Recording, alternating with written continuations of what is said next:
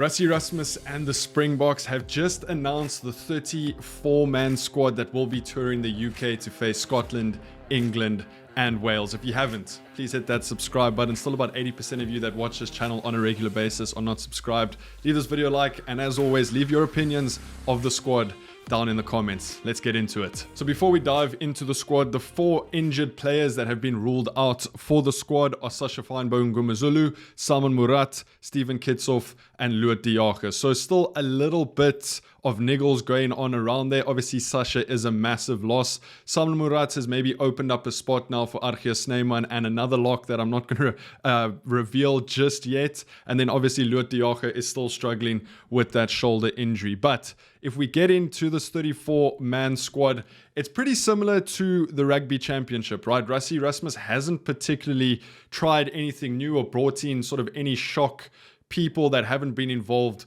with the Springboks this year. I think he's trying to continue building that momentum with a set group of players. He did say that it was very difficult to take the squad down from 49 players to 34 because they've built so much depth in each position. So it's a good problem to have. And as we can see, when we look at the squad, it's a very, very strong Springbok squad. So starting off with the props, he's named 5 props: Thomas du Toit, Vincent Koch, Frans Malherbe, Oxencher, and Gerrit Steenkamp. Now, this tells me that Thomas du Toit is going to get a little bit more game time than he did in the Rugby Championship, and I'm glad to see him there because I do think he does deserve that spot in the Springbok lineup, and I do think he probably deserved a couple more minutes in the Rugby Championship. So very, very nice to see him there.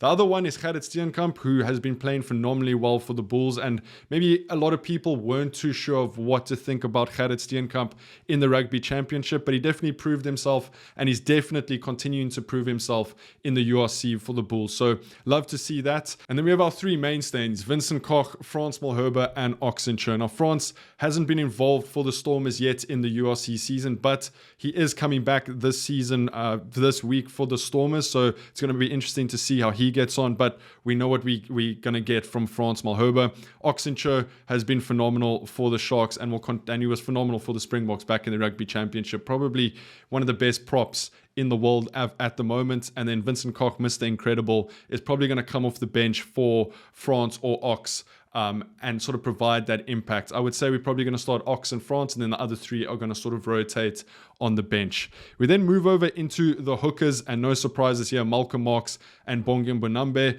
Johan Grobler hasn't even been added to the squad, but we have added Jan-Hendrik Wessels as a utility forward. So he's going to be able to switch between that prop position and the hooker position. And as we know, Rassie Rasmus and the coaching staff do very much like players that can swing between positions. Jan-Hendrik Wessels played 1 for the Bulls over the weekend. He ended up getting that red card, which I think has been overturned now. That's a story for another day, an absolutely shocking call from that ref. But Jan-Hendrik Wessels has been included in the squad, and they obviously see him as a future Springbok building up to that 2027 Rugby World Cup. Then into the locks, and this has been one of the most talked about departments for the Springboks in recent months, just because of all the injuries that have taken place. But as you'll see, Franco Mostert is making his return to the Springbok squad, which is absolutely incredible. I mean, if you look at these 4 locks: Eben Etzebeth, Franco Mostert, Ruan Nokia, and RG Snyman, 4 world-class locks. I mean, we've gone from the Rugby Championship looking very thin in that lock department to 4 very, very good lock options: Eben Etzebeth and Archie Snyman. I mean, Archie Snyman just had a phenomenal game for Leinster over the weekend. Franco Mostert, we haven't seen too much of him because he's been dealing with that long-term injury. And then Ruan Nokia kind of made a name for himself in the Rugby Championship, and then has continued that form for the Bulls. So 4 very strong lock options. I would probably argue they're going to start Eben and maybe Ruan Nokia in that first test, bring Franco Mostert and Archie Snyman off the bench just to get Franco into the swing of things. But again, Rassie Rasmus, you never know what he's going to do. Franco Mostert could start alongside Eben Etzebeth. Then into the loose forwards, and not much has changed. Yeah? Pieter-Steph du Toit, Siya Kolisi, Ulrich Loh, Kwagga Smith, Marco van Staden, and Jasper Visser. Now, again, that whole conversation from the Rugby Championship, who do you play, Ulrich Loh, Kwagga Smith, or Jasper Visser in that number 8 role? Well, I think Rassie Rasmus has really found a solution for those three players. Either Ulrich or Jasper Visser starts and they switch over in that number 8 jersey, and then Quagga Smith slots on to the flank position. Marco van Staden is, I don't want to say a surprise selection just because I don't think he was that good in the Rugby Championship. And then obviously you got Peter Steph, Toy, and Siya Kolisi, two of the best players for the Springboks at the moment. I do feel that Rassie Erasmus could have potentially brought in someone like a Cameron Hanekom, Mpilo Gumede. I think Pepsi Buthelezi could have also slotted in there quite easily. Evan Ruiz, I think he is still dealing with an injury. So there's still a lot of competition in that loose forward department. But like I said in the intro, I think Rassie Erasmus is just trying to build momentum with the squad and not make too many changes. We then move over into the back line, and again, not too many surprises here with Sasha being out. Scrumovs, Jaden Hendrikse, Kobus Reinach, and Grant Williams. Very, very happy to see Grant Williams back in the setup after that injury just before Australia. I do think on everyone's best day, Grant Williams is our best scrum off for the Springboks, but Jaden Hendrikse has been playing some phenomenal rugby for the Sharks, and we know what we're going to get from Kobus Reinach. It's going to be very experienced, very nippy around the ruck. He's going to try and control that game.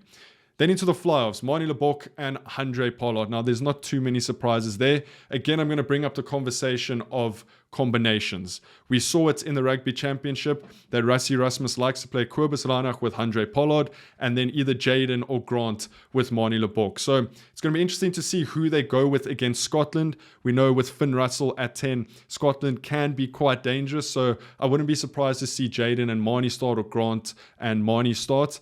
But then again, we never know what Rassie's going to do. But I do think he sticks to those combinations of Kobus and Pollard, and then Jaden Hendrikse or Grant Williams and Manie Lebok. Let me know down in the comments who you would like to see start in that 9-10 combination against Scotland.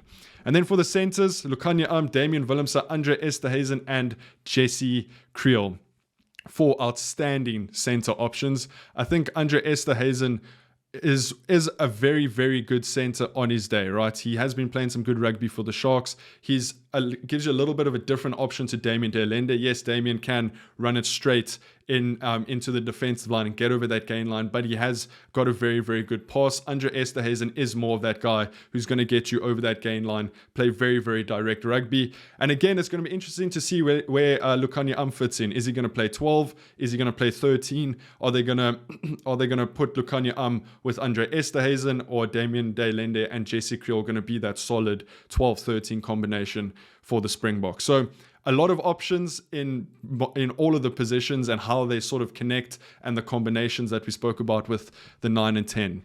Then into the outside backs, and again, not too much surprise here. Kurtley Arendse, Apelele Fassi, Cheslin Colby, Willie Leroux, Makazole Mapimpi, Kanan Moody, and Damian Willemse is back. So, I mean, I think those are best outside backs in the country at the moment. I think maybe Edwil van der Merwe could feel a little bit hard done by, just because he has started so well for the Lions and he was in the mix of things before he got that injury. So Edwil van der Merwe probably could have got in there. I think if Damian Willemse was still injured, we might have seen Edwil sort of come in. But then again, we don't need a replacement fullback, because we've got Fassi, Willie Leroux, and Damian Willemse. And then for the wings, Kurtley, Makazole Mapimpi, Colby, and Kanan Moody, which is interesting because Jake White has come out and said that Kanan Moody is playing 13 for the Sharks because that is his preferred position. Obviously, Rassie Erasmus sees it a little bit differently, and we'll probably see Kanan on the wing for the Springboks. But very interested to see where Damian Willemse fits in. Is he going to play 15?